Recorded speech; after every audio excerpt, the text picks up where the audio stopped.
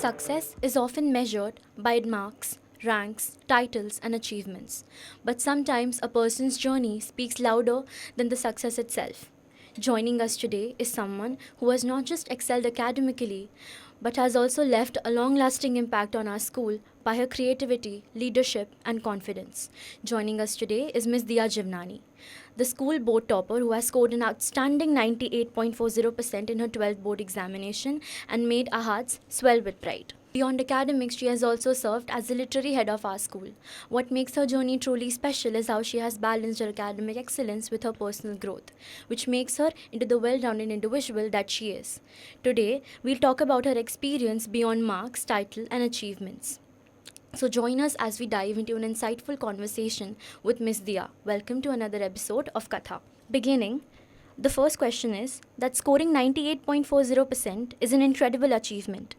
Everyone sees the final result, but very few see the emotion behind it. What was going through your mind on the day the results were announced? Was it excitement, relief, disbelief, or something entirely else? I don't think I can put that emotion into one specific emotion. I think it was a mix of all emotions, excitement, relief, of all the hard work that I have done, of all the people who had believed in me that I could do so, and to actually make them proud on that final day. And I think more than everything else, it was more of silence, looking back how long I have come, what the journey has been, and how much everyone around me supported me, looked for me, and they thought that I could do so more than I believed in myself. So I think it was all the emotions combined in one. Thank you. So, being the literary head isn't just about titles. It involves responsibility, communication, teamwork, and representing the student voice. How did being the literary head shape your personality and confidence over the year? I think as a normal student, everyone looks up to the council members and aims to become one day. And when I got to know that I was finally becoming the literary head that I had dreamed of since class 11th, it felt a very great moment and a very proud moment that I have actually achieved my dream for once and have become the literary head.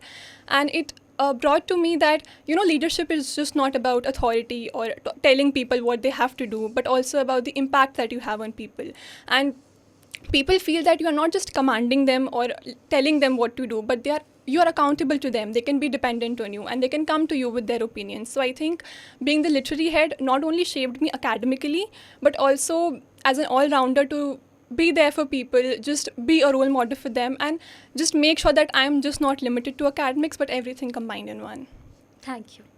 Behind every student, there is a successful leader. There are often teachers or mentors who leave a lasting impact. Was there any teacher or mentor whose guidance played a major role in your journey? I think firstly I would say my parents, of course, because there is no better teacher or mentor than my parents, and I think they had a very major role in this journey. And apart from that, two very important teachers, one of them would be my class teacher Indrani ma'am and the other would be Khushi Srivastav ma'am. Both of them have had a very major, very important, they have played a very important part in my journey. I think if Indrani ma'am did not believe me in that first day of class 12, that she sees that potential in me, I don't think I would have trusted myself more to have achieved this goal. And I think Khushi ma'am, she was just there for me thick and through. If I did not believe in myself I could do so, she was there. She was like, you have to do it because nobody else can. So I think both of them have made this journey even more easier and memorable for me. Thank you. I think you're right. It's very important to have a person who believes in you through and through. And for beginning with the next question, you're also known for being actively involved in public speaking. So that's something that many students are really afraid of. Where did your confidence come from, or was it something you developed over time?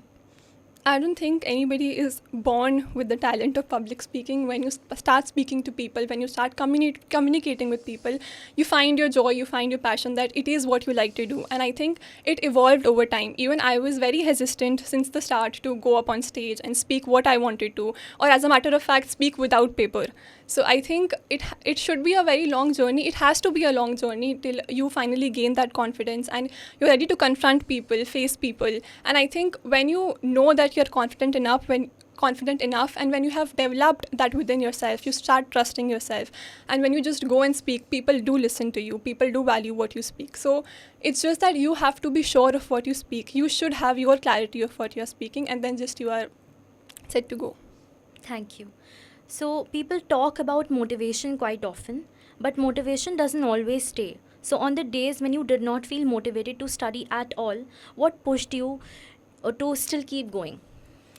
There are quite a lot of days when I did not feel like studying, but I think more of it is dependent upon you have to show up. Even if you don't feel like studying, you don't have to feel motivated every single day. I think what is important is showing up every single day, even for like 5 minutes, 10 minutes. Just scroll through your books, flip the pages, just be there, just show up for what you have manifested. I think in my case, manifestation played a very major role since the start of class 12th, seeing my board, seeing my name as a board topper, as a school topper. And I think when you manifest that, when you are very sure of what you want to do, and more than that, not just become a school topper, but to make your parents proud, make sure that you have given your best. And when you know what you have to do, I think showing up will be just the first step of doing what you are doing. Thank you. So, school life is much more than marks. It's about friendship, experiences, events, and memories.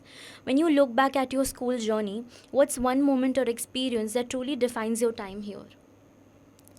There would be many such moments. I think just sitting and talking with my classmates in the class, or taking part in so many events. But if I have to name a specific moment in school, that would be the Round Square conference that happened. And I think that moment became a very core memory for me. I was very frightened to go up on stage. I was more like sobbing and that I don't want to continue this. And maybe taking a step back, that okay, I'm done here, because people do question what you do, or they have their remarks. But I think the way people stood for me, the way people told me that you can do this, and if you fail once, you do not have to just give up and leave everything at once. You have to come back stronger. I think that moment really defines my time here and will stay with me for a very long time. Thank you. So, a lot of juniors listening to this podcast may look at your result and feel inspired or even intimidated. What would you like to say to the students who are trying hard but still don't feel enough compared to other students? I think in today's generation, every single student faces that. Even just scrolling through social media, you feel there are so many people doing way much more than you are doing at your age. And I think that's completely normal, because you can always do more. There is no limit for anybody whatsoever you want to do.